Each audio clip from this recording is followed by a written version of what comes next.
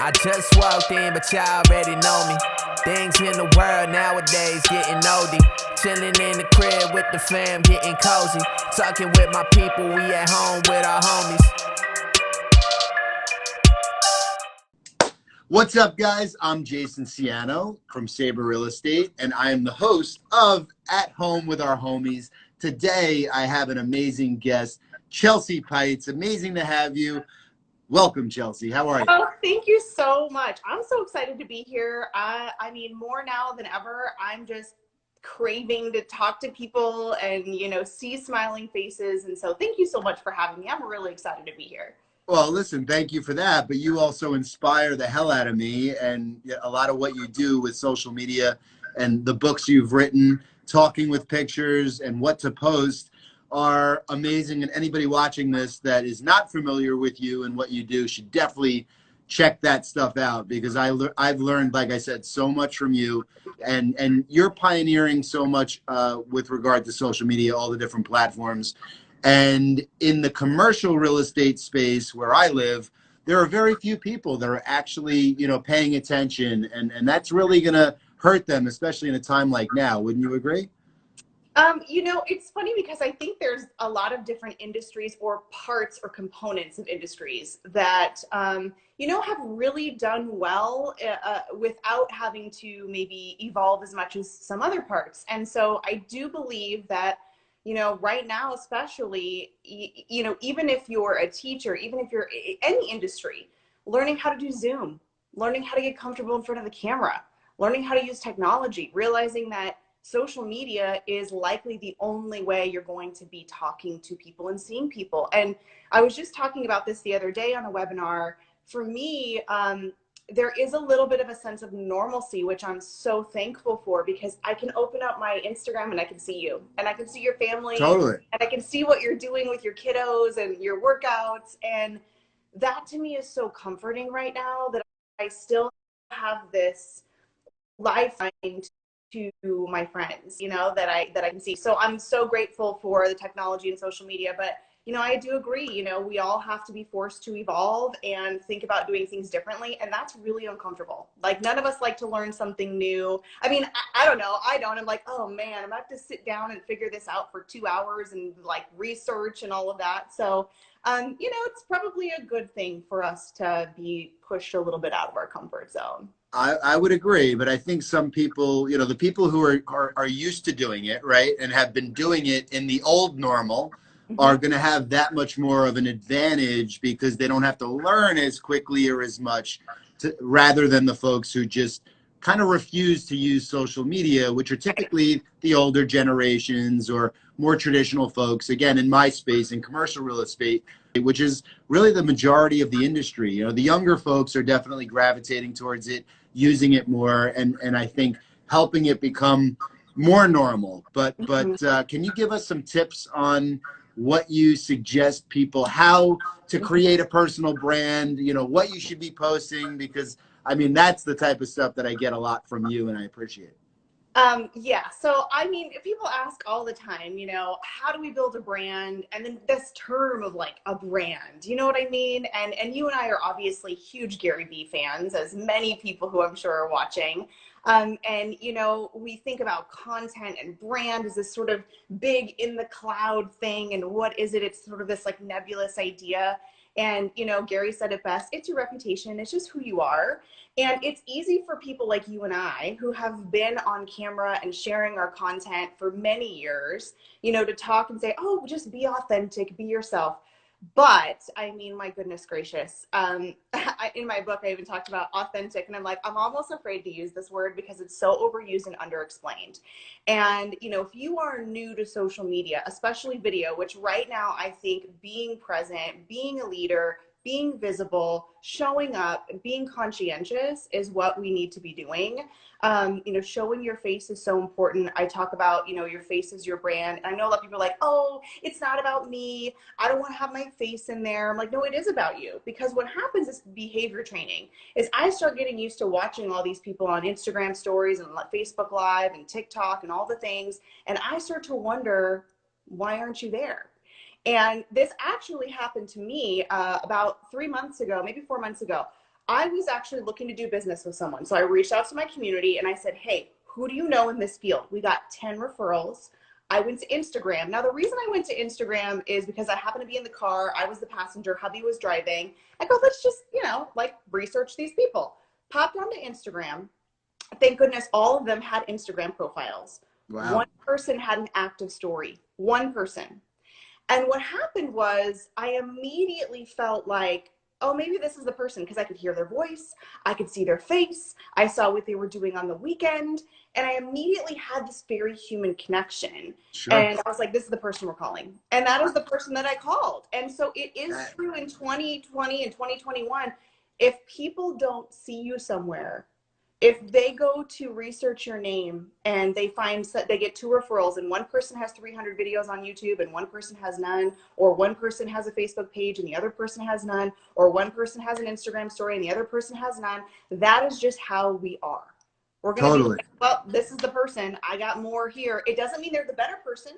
It just means that that's what we are going off of to make a decision. And that's sort of the branding piece. And I always tell people too, look at Nike. They're paying people millions of dollars to borrow their face. Yeah. Because they know faces and human connection is what people really care about. So when we talk about brand, I'm kind of the idea of, it's you and who you are and just showing up. And right now, we need to show up more than ever and be connected and care for our communities and offer value and not expect anything in return, and show up and be there for people. I love that. I mean, you said so much, and I think everybody watching this is going to get some really great pointers, and hopefully they apply it, right? Because you and I can talk about and do as much as we want, but if people are not going to actually jump on in, they're not going to get the benefit of it and realize how important it is to really round out what I would consider your life resume. I don't carry business cards anymore. If I meet somebody and I'm talking to them, I just say, you know what, are you on Instagram? Are you on Facebook? Yes. Let's connect there. DM me. Let's go, whatever it is. So yes, listen, exactly. we're way over in time because you and I could talk for the next hour and a half, and I would love to do that. We should do that. But we got to dive into some questions and see how you answer them. Okay. It's fun time. You ready? And by the way, shout out to Liz Novello, who is commenting here along the way. Who we're both friends with. I love her. She's amazing. I love Liz. All right. So what did you want to be when you grew up? When I was a little girl, and it's funny because I have a son that's 7. And so when I was 7, I wanted to be a veterinarian. And the funny thing is my son Mason wanted to be a veterinarian. And then when I went to college, I wanted to be a therapist. And I got my degree in clinical psychology. Wow. And then I realized that I'm a very sensitive, emotional person. And I was like, oh my gosh, I don't know if this is going to be the right field for me because I might be, too emotionally invested in it. So, but a psychology degree is great for sales and great for all the things because you really get to understand people and how they work. So I wanted to be a veterinarian, then I wanted to be a psychologist. At a small point in time, this is kind of funny, I wanted to be a serial killer profiler. And I became obsessed with serial killers. I had all the books. I knew everything. I told my mom I wanted to go to Quantico. I'm sure they were probably a little worried at that point, but for a good 5 years, I thought I'm going to be that person. But I mean, well, that's fascinating, and it ties into psychology. And yeah, I studied psychology, and I actually was able to meet in college at the University of Arizona the person who cross-examined Jeffrey Dahmer, and it was so fast.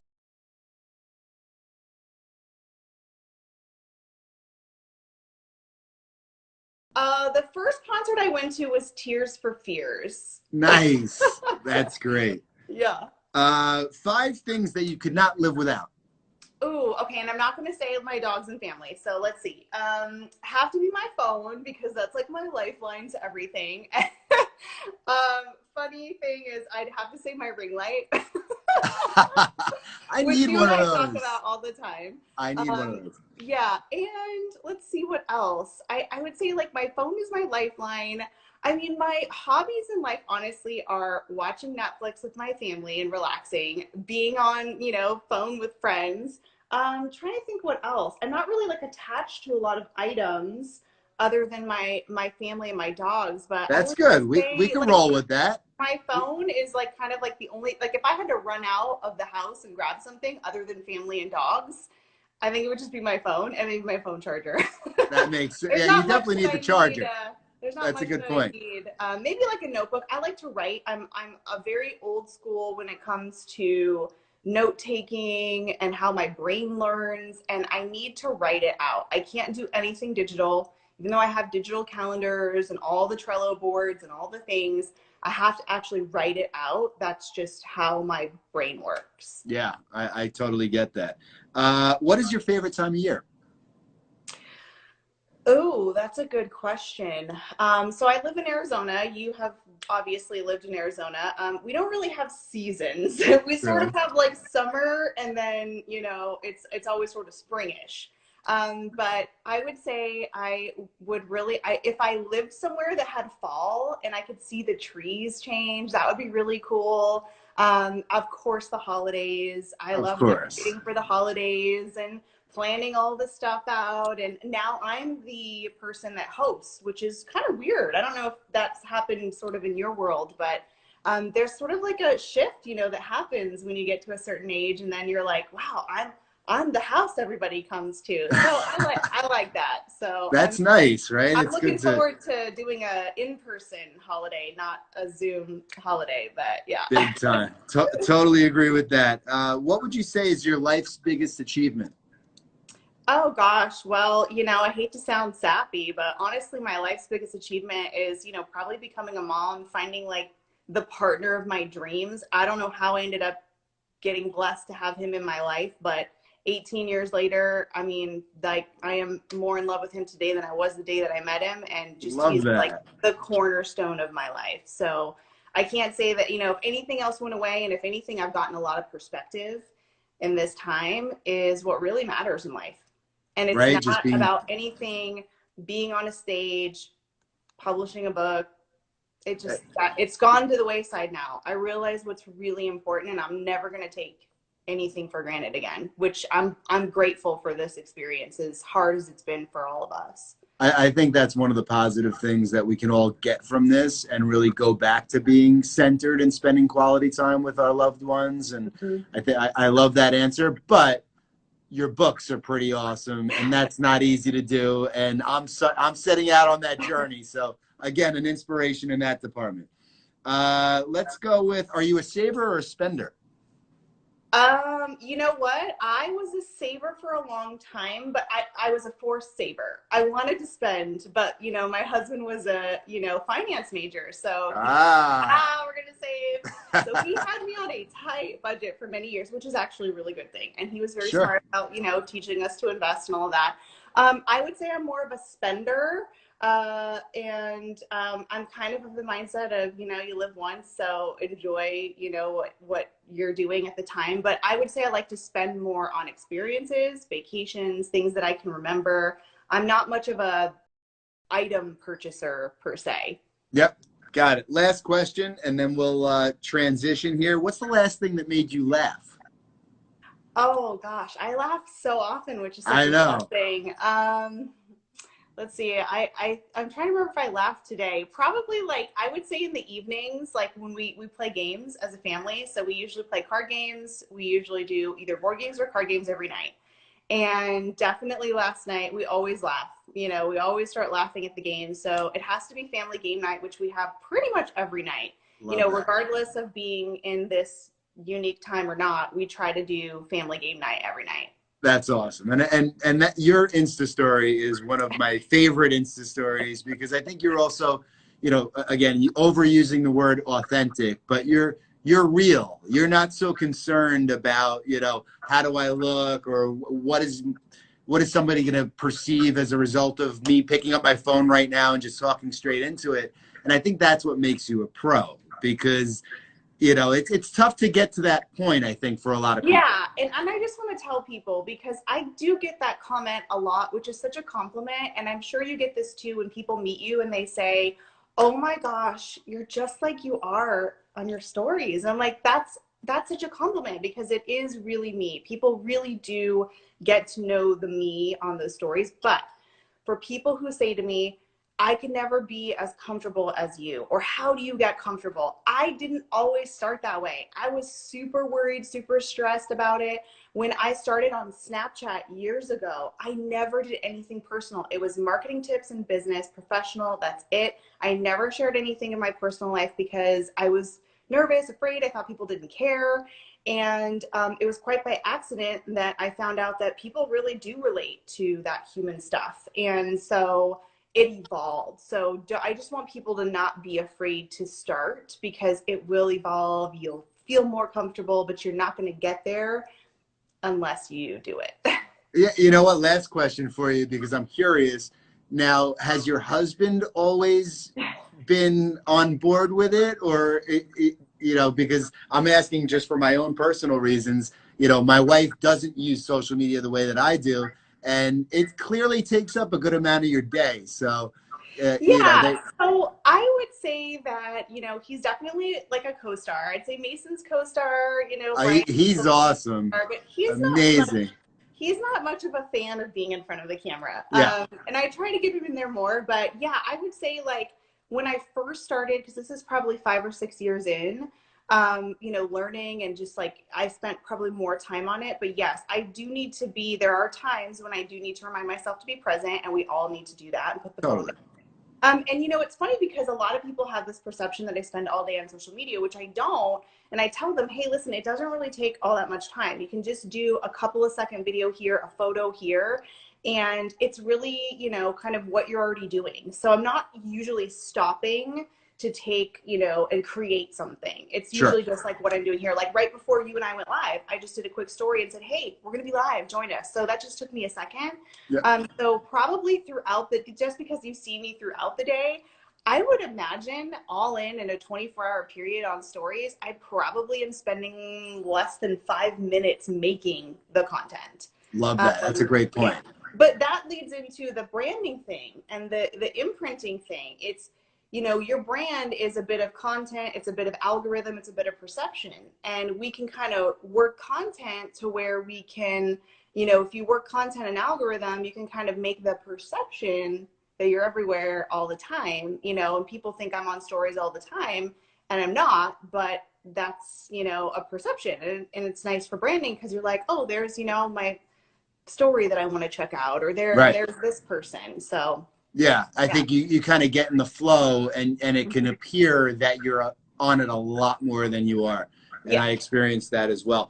The last part of this show, Chelsea, is basically you taking us to your refrigerator or your pantry to give us a tour on what you're living on right now. I don't know if you were prepared for that, but are you down? Let's do it. Yeah, let's go. Pull this out of here. Okay, all right.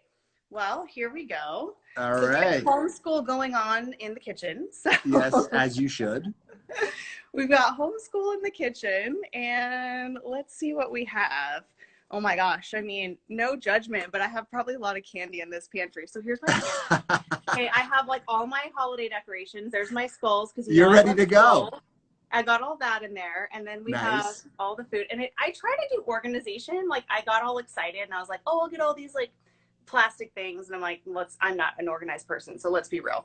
We got some Mason's artwork. But you fake it well. It looks organized. I do. So this is his 2020 goals. So Mason has this every day. He looks awesome. At 2020 goals. Okay.